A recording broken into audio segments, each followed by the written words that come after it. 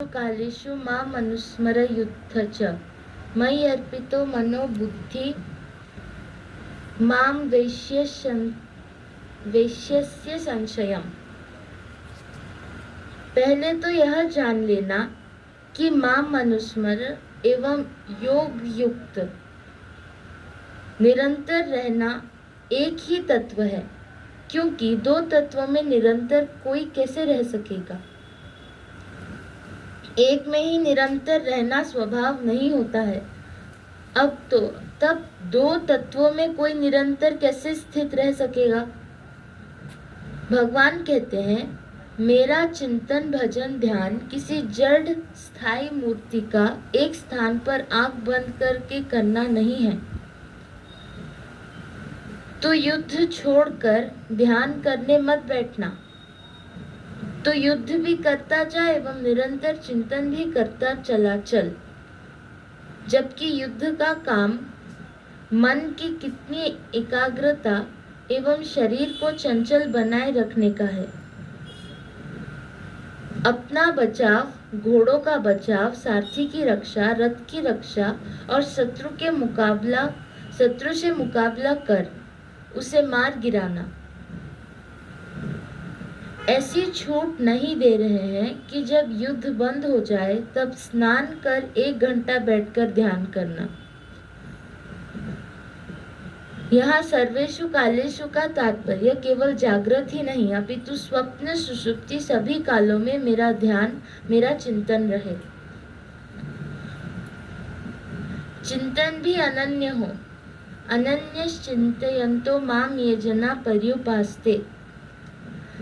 अब यह कैसे संभव होगा कि युद्ध भी सावधानी से एवं रथ, घोड़ा व अपने को चोट भी न लग सके।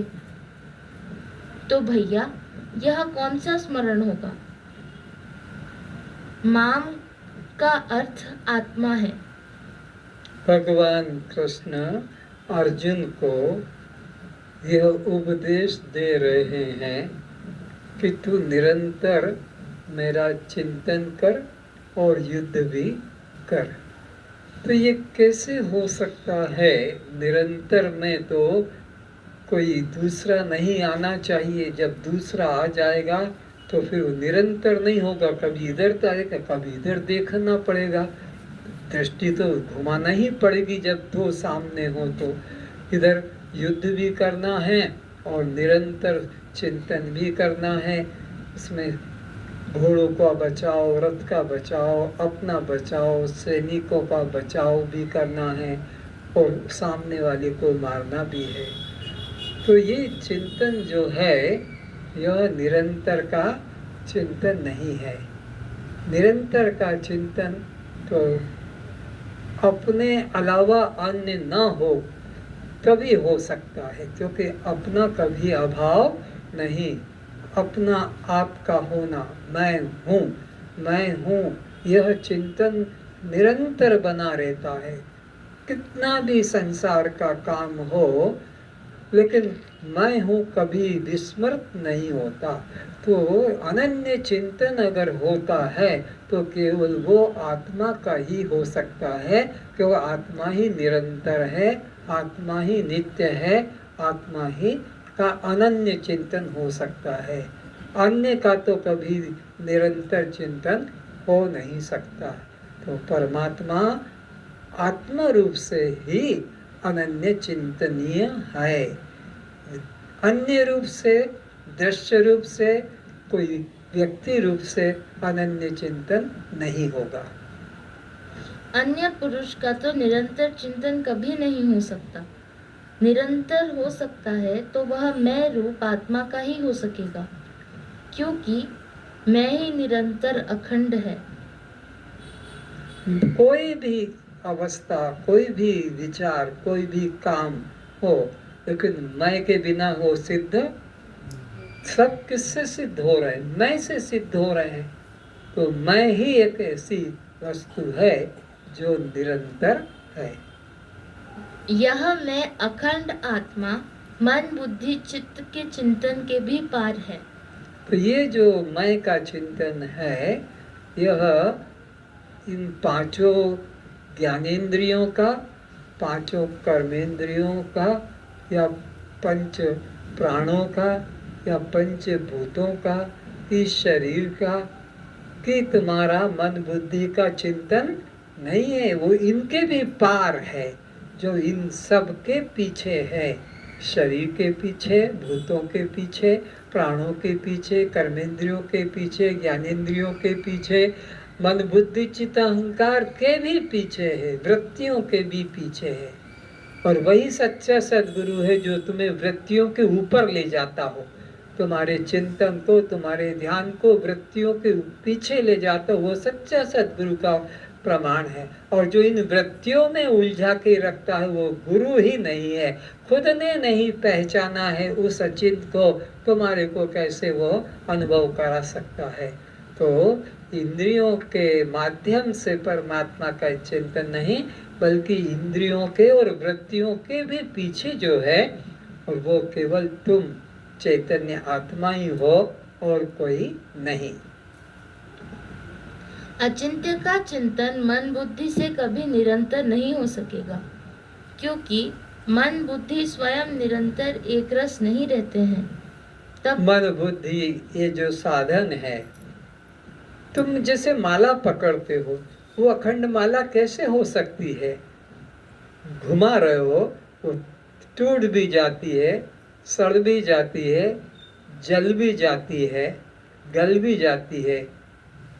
तो वो माला ही जब अखंड नहीं, तो उससे अखंड भजन कैसे हो सकता है? तो ऐसे ही तुम्हारी जिह्वा से भी अखंड भजन कैसे हो सकता है? वो भी थक जाती है, लड़खड़ाने लग जाती है, कंठ रुक जाता है, आवाज निकलना बंद हो जाती है, तो वह अखंड नहीं हो सकती है। तो इंद्रियों के द्वारा परमात्मा का कभी अखंड भजन नहीं हो सकता है। तो कौन अखंड है? उसी से ही अखंड भजन होगा। तो वो है तो केवल मैं का। सब थक जाते हैं, कान थक जाता है सुनते सुनते, वाणी थक जाती है बोलते बोलते, नाक थक जाती है सूंघते सूंघते या प्राणायाम करते करते, हाथ भी थक जाते हैं करते करते, पैर भी थक जाते हैं करते करते, सेक्स संभोग भी नहीं होता, वो भी थक जाते हैं। तो फिर कौन चीज है? वो केवल मैं है जो कभी थकता। कौन सा? देखना, ज्ञान करना, ये कभी नहीं थकता कि भाई मैं अभी ज्ञान करते करते थक गया हूँ, बाद में ज्ञान करूँगा। देखते देखते थक गया हूँ, आंखें थक जाएगी, लेकिन मेरा जो जानने का है स्वभाव वो कभी थकता, वो नित्य है। हमारे जानने का जो स्वभाव है वह नित्य है। बाकी इंद्रियों के द्वारा जो भी कर्म होते हैं सब अनित्य हैं, रुक जाते हैं, उनका सीमा है। लेकिन मेरे जानने में कोई सीमा नहीं। अनादिकाल से जानता हुआ आ रहा हूँ, अभी भी जान रहा हूँ। मेरे जानने में कोई परिवर्तन नहीं। देह में परिवर्तन आता है, इंद्रियों में परिवर्तन आता है, सब में परिवर्तन आता है, पर मेरा जानना स्वभाव अखंड है। देखो, ऐसी कौन सी अवस्था काल है जब मैं नहीं रहता हूँ? सोचे, प्रातः 5 बजे से रात्रि 10 बजे तक के जागृत अवस्था का व्यवहार कौन देखता है? कौन देखता है उसको? मैं देखता हूँ। फिर स्वप्न को कौन देखता है? मैं देखता हूँ। फिर सुषुप्ति के कौन देखता है? वो भी मैं देखता हूँ। कि कुछ नहीं दिखा, ये भी तो मैंने देखा। यदि जागृत को देखने वाला, स्वप्न को देखने वाला और सुषुप्ति को अनुभव करने वाला तीन पृथक पृथक होते, तो एक ही व्यक्ति द्वारा प्रातः तीनों अवस्था का अनुभव कैसे कहा जाता या बताया जाता? ये अनुभव करने की बात है कि सुबह से रात्रि के सोने तक एक व्यक्ति अलग होता, फिर सपने से गहरी नींद तक का एक व्यक्ति अलग होता और फिर गहरी नींद से जागने तक का अलग होता, तो 3 तरह के आदमी हो जाते। तो अगर तो फिर सुबह उठकर कल की बात को, सपने की बात को, गहरी नींद की बात को एक ही व्यक्ति कैसे बता पाता? वो तो अलग अलग, जागृत का अनुभव करने वाला चला गया, फिर स्वप्न का अनुभव करने वाला व्यक्ति भी चला गया, फिर सुषुप्ति का अनुभव करने वाला भी चला जाता। तो ये 3 व्यक्ति की बात एक व्यक्ति ही सुबह उठकर कैसे बता देगा कि कल ये मैंने कहा था, रात्रि को ऐसा देखा, फिर गहरी नींद आई। तो इससे सिद्ध होता है कि इन तीनों अवस्थाओं को जानने वाला एक है। बचपन को जिसने जाना और वो चला जाता, जवानी को जिसने जाना और चला जाता, और बुढ़ापे को जिसने जाना वो चला जाता। तो एक ही व्यक्ति बचपन से जवानी का, जवानी से प्रौढ़ावस्था तक का और बुढ़ापे तक का अनुभव कैसे कहता? अभी आप सब लोग हैं, कुछ न कुछ तो बचपन का याद है ही, किशोरावस्था की भी याद है, जवानी की भी याद है। कैसे याद है? ये 3 अलग अलग होते तो नहीं। जिसने बचपन देखा, किशोर भी उसी ने देखा, जवानी भी उसी ने देखा, प्रौढ़ावस्था भी उसी ने देखा, वृद्धावस्था भी वही देखता है। तो वो देखने वाला वो नित्य है। ये अवस्थाएं बदलने वाली है। किंतु तीनों अवस्थाओं का एक ही दृष्टा होने से बिना किसी से पूछे तीनों अवस्थाओं का यथार्थ अनुभव कहकर बता देता है। इससे मैं की नित्यता, अखंडता का होना सिद्ध होता है। इससे क्या पता लगा कि मैं अखंड हूँ, मैं नित्य हूँ। अपनी नित्यता का, अखंडता का, चैतन्यता का, एक रूपता का बोध जागृत हो जाता है। बताओ, ऐसा कौन सा क्षण है जब मैं को भूला दिया हो? अस्तु, यह निरंतर अनन्य चिंतन किसी दूसरे की चर्चा नहीं है, यह आत्मा का ही चिंतन है, अपना ही निरंतर चिंतन करने की बात है। जनक जी कहते हैं कि जो पदार्थ सर्वकाल में रहता होगा वही सर्वकाल का चिंतन मनन ध्यान कर सकेगा। ये बात महत्वपूर्ण है। क्या? कि जो पदार्थ निरंतर यानी सर्वकाल में रहता होगा वही सर्वकाल में भजन चिंतन कर सकेगा। जो एक समय में रहता है दूसरे समय में नहीं रहता है तो वह सर्वकाल का चिंतन नहीं कर सकता है। चिंतन मनन ध्यान वो किसी को मारेगा नहीं, खाएगा नहीं। तुम ब्रह्म ज्ञान सुन रहे हो कि शस्त्र काट नहीं सकते, अग्नि जला नहीं सकती, और वो उड़ने वाला थोड़ा सा कीड़ा वो तुम्हें इतना परेशान कर रहा कि सब उधरी में लग गए। जो घटना स्थल पर मौजूद ही न रहा हो वह घटना का वर्णन ठीक आंखों देखा हाल कैसे बता सकेगा? जिसने युद्ध को, जैसे कि जो हुआ फर्स्ट वर्ल्ड वॉर या सेकंड वर्ल्ड वॉर, द्वितीय युद्ध, महायुद्ध, उस वक्त कोई था नहीं, तो फिर उसका इतिहास अभी कोई कैसे लिख सकेगा? कोई था तभी तो वहाँ की बात को फिर कागज में अंकित किया जाएगा, और नहीं तो फिर वो कल्पित कहानी बना दी जाएगी। जो कभी रहे कभी न रहे उसका चिंतन सर्वकाल में नहीं हो सकेगा। उसका चिंतन एक कालिक ही होगा जिसमें वह रहता होगा। युद्ध के समय युद्ध का ही चिंतन सब तरफ से मन को हटाकर करना होगा, अन्यथा युद्ध में हार एवं मृत्यु होना निश्चित है। तब यह चिंतन अनन्य कैसे होगा एवं युद्ध भी साथ एकाग्रता पूर्वक करते रहना है। इससे सिद्ध होता है कि यह चिंतन मन से संबंध नहीं रखता है।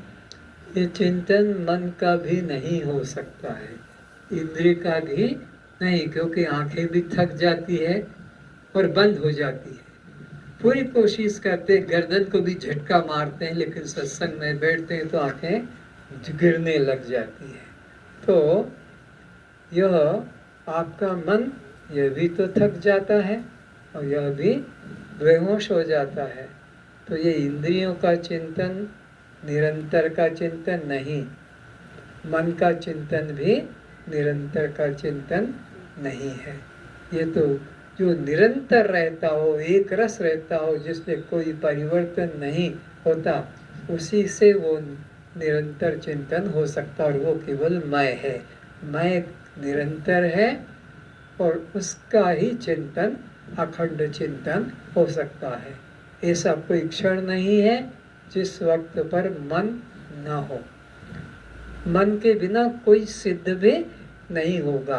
तुम जो भी सिद्ध करना चाहोगे वो मैं से ही सिद्ध हो सकेगा। मन बुद्धि में 6 अवस्था कुल हैं: जागृत, स्वप्न, सुषुप्ति, मूर्छा, ध्यान, समाधि। इन सभी कालों को सर्वकालेषु कहा है। यदि समाधि अवस्था को आत्मचिंतन कहा जाता तो समाधि निरंतर हो नहीं सकती। तो फिर निरंतर चिंतन का संबंध अपने आप के लिए ही रहता है, क्योंकि मैं हर अवस्था का साक्षी हूँ। तो ये जागृत, स्वप्न, सुषुप्ति, ये 3 अवस्था, फिर मूर्छा, ध्यान और समाधि, ऐसी ये 6 अवस्थाएं बुद्धि की है। और अब जागृत, स्वप्न, सुषुप्ति, ये संसार के लोगों के लिए सामान्य है, और मूर्छा, ध्यान, समाधि ये विशेष है। मूर्छा रोगजन्य है और ध्यान, समाधि ये अभ्यासजन्य है। तो सुषुप्ति, जागृत और स्वप्न ये तो अलग हो गए, और ध्यान, समाधि, मूर्छा ये अलग हो गई अवस्था। तो इसमें से समाधि निरंतर की अवस्था कैसे हो सकती? क्योंकि जागृत में भी जाना है, स्वप्न में भी जाना है, सुषुप्ति में भी जाना है।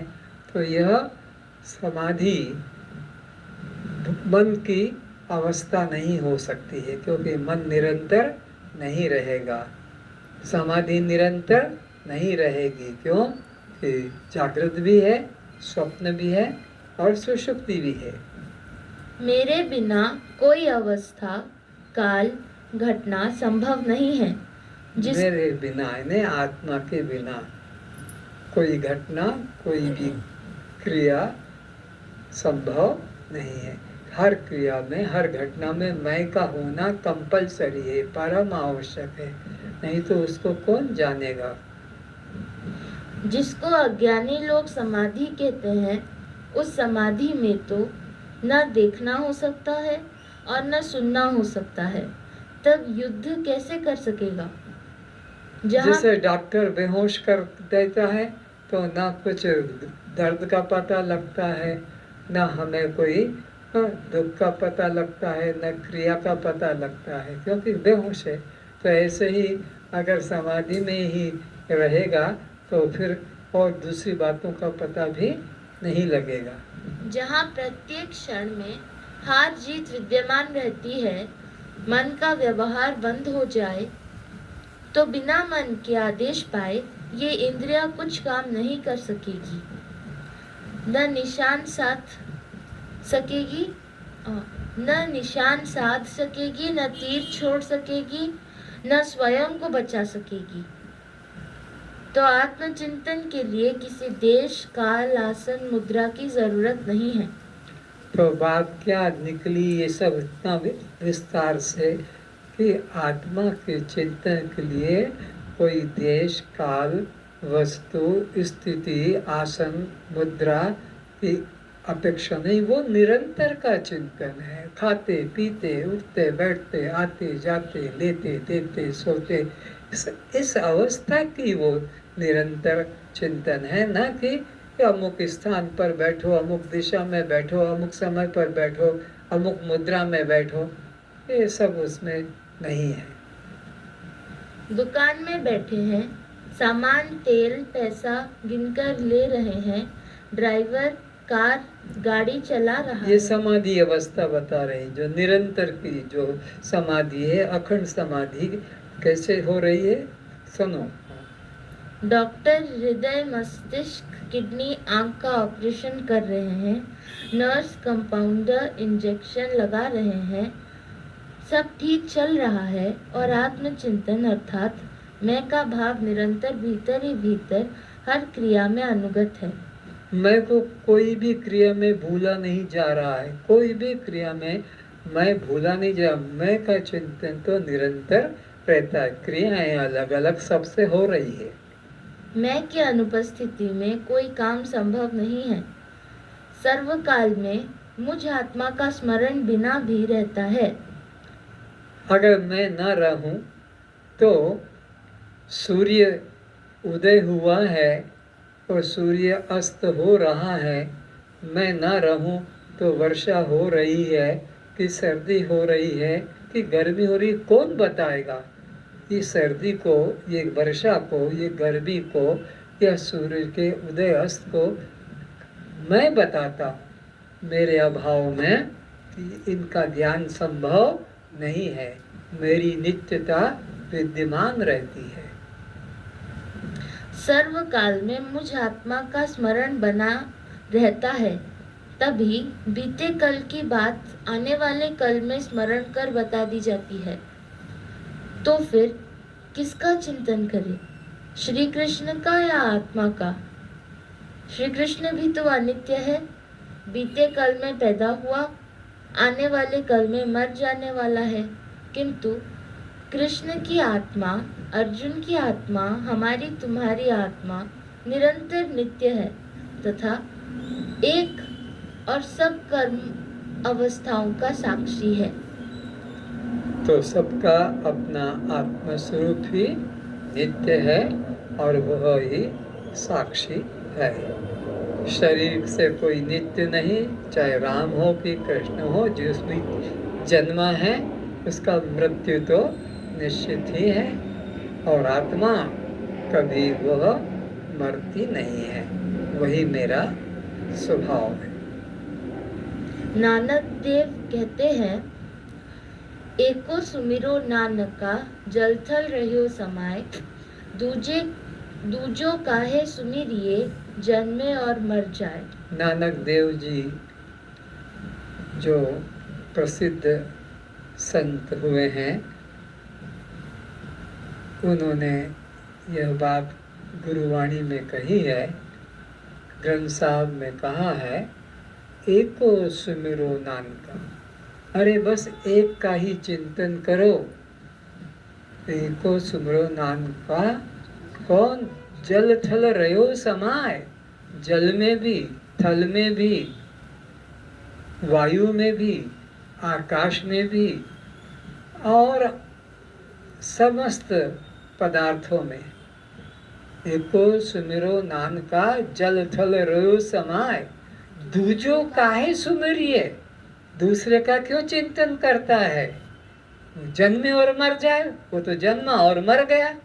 तो ये कौन है? तुम्हारे इष्ट, जिनको तुम मंदिर में बिठा के रखा है, मूर्ति बनाकर। इनका तो जन्म और मृत्यु सब इतिहास बता रहा है, तो उनका चिंतन वो आत्मचिंतन नहीं है।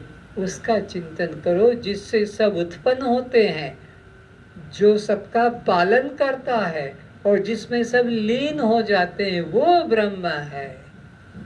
उसका चिंतन करो। ये उत्पत्ति और नाश वाले ये परमात्मा के रूप नहीं है। तो फिर किसका चिंतन करें? क्या लक्षण है? अरे कोई लक्षण नहीं, क्योंकि अलक्षण है। जब मैं आत्मा अलक्षण हूँ तो भैया मेरा चिंतन भी अलक्षण है। अलक्षण वाला चिंतन ही हर काल में हो सकेगा। ऐसा कोई समय अवस्था नहीं है जब मैं नहीं रहता हूँ। सोते समय स्वप्न में न रहूं तो देखे स्वप्न का स्मरण प्रातः नहीं रहना चाहिए, किंतु देखे स्वप्न को सुबह बता दिया जाता है। यदि सुषुप्ति में न रहूं तो गहरी निद्रा में प्राप्त सुख का स्मरण जागृत में नहीं हो सकती था, तथा कल के जागृत का व आज के जागृत का जीव पृथक पृथक हो तो कल किए कामों को आज आगे का काम पढ़ाई लिखाई नहीं कर सकेगा। कल वाला चेतन अलग हो और आज वाला चेतन अलग हो तो कल के अधूरे काम को जहाँ छोड़ा था आज उसको हम शुरू कैसे करेंगे? हमारे को कल का स्मरण है कि कल यहाँ तक हमने किया है या लिखा है, अब इससे आगे का हमको लिखना शुरू करना है। तो यह सिद्ध होता है कि चेतन तत्व एक अखंड है, वह जागृत का, स्वप्न का, सुषुप्ति का या मूर्छा ध्यान समाधि के अलग अलग चैतन्य नहीं है। सर्वकाल में रहने वाले आत्मा की यहाँ मैं रूप में अनुभूति कराई जा रही है। तो यहाँ अष्टावक्र जी के द्वारा राजा जनक को निमित्त बनाकर किसकी अनुभूति कराई जा रही है? जो निरंतर अखंड एक चैतन्य है, उसी की अनुभूति यहाँ कराई जाए। और यहाँ कोई कथा सुनाई नहीं जा रही है कि यहाँ पर कोई हंसी मजाक चुटकुले करके और बात खत्म नहीं की जा रही है। यहाँ तो उसी की बात कर रहे हैं। फिर बोलो। सर्वकाल में रहने वाले आत्मा की यहाँ मैं रूप में अनुभूति कराई जा रही है। किस रूप में अनुभूति कराई जा रही है? मुरली वाले धनुष के रूप में, मैं रूप में, सर्वकाल में रहने वाले मैं रूप में ही उसकी अनुभूति कराई जा रही है। कोई व्यक्ति विशेष के रूप में, कोई नाम रूप के अंदर नहीं। सब अवस्था बदल जाती है किंतु उनका अनुभवी मैं वही रहता है। बचपन से आज तक सब कुछ बदला किंतु मैं वही रहता हूँ। तभी तो विचार द्वारा बचपन से आज तक की मुख्य घटनाओं का स्मरण बुद्धि पटल पर अंकित हो जाता है। आप लोग बचपन से अभी तक की मुख्य घटनाओं का स्मरण कर लेते हैं। क्यों कर लेते हैं? कि आप अखंड हैं, इसलिए आपसे कुछ भी छुपा हुआ नहीं रहा। आपसे आपको पता लग जाता है कि बचपन में क्या हुआ, किशोर अवस्था में क्या हुआ, युवा में मेरा क्या हुआ। कि तो मैं निरंतर हूँ, मैं अखंड हूँ, मेरे में कोई परिवर्तन नहीं आया, क्योंकि मुझे याद आ जाती है। अभी बचपन का याद करते हैं तो बचपन की याद तो आती है, तो बचपन है नहीं, वो तो चला गया। जवानी की विचार करते हैं तो जवानी का ख्याल आ जाता है, पर जवानी तो ये अवस्थाएं आने जाने वाली है, लेकिन मैं आने जाने वाला, मैं बदलने वाला, मैं निरंतर वही रहता हूँ। बाल्यकाल, युवा काल, प्रौढ़ काल, वृद्ध काल, यह 4 बैंड वाला शरीर है। जिस बैंड पर दृष्टि डालोगे वहाँ का दृश्य मन पटल पर उभरने लगेगा। जागृत आदि अवस्था मन की है, मेरी नहीं। यह जागृत स्वप्न सुषुप्ति मूर्छा ध्यान समाधि जिस एक के द्वारा प्रकाशित की जाती है। हाथ क्यों हिल रहा है बार बार? यह जागृत स्वप्न सुषुप्ति मूर्छा ध्यान समाधि जिस एक के द्वारा प्रकाशित की जाती है, वह अद्वय ब्रह्म मैं हूँ। बस इतना ही जानो कि जिसके द्वारा सब अवस्थाएं प्रकाशित की जा रही है, बचपन से आज तक का जिसको मोटा मोटा नॉलेज है, वह चेतनात्मा, अखंड आत्मा मैं हूँ। इस काया का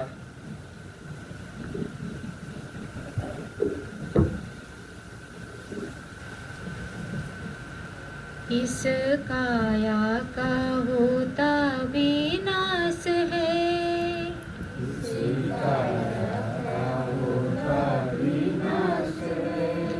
इस इस काया का होता विनाश है, इस काया का होता विनाश है। तू तो साक्षी स्वयं प्रकाश है, तू तो साक्षी स्वयं प्रकाश है। पंचभूतों का तन विस्तारा, पंचभूतों का तन विस्तारा। तू तो दृष्टा है देखन हारा, तू तो दृष्टा है देखन हारा। पंचभूतों का तन विस्तारा, पंचभूतों का तन विस्तारा। तू तो ज्ञाता है जानन हारा, तू तो ज्ञाता है जानन हारा। तेरा कण कण में रहता निवास है, तेरा कण कण में रहता निवास है। तू तो साक्षी स्वयं प्रकाश है, तू तो साक्षी स्वयं प्रकाश है। जैसे गहनों में सोना ही पाया, जैसे गहनों में सोना ही पाया। तैसे घट घट में तू ही समाया, ऐसे घट घट में तू ही समाया। जैसे गागर में मिट्टी ही पाया, जैसे गागर में मिट्टी पाया। तैसे कण कण में तू ही समाया, जैसे कण कण में तू ही समाया। जग तेरा ही लीला विलास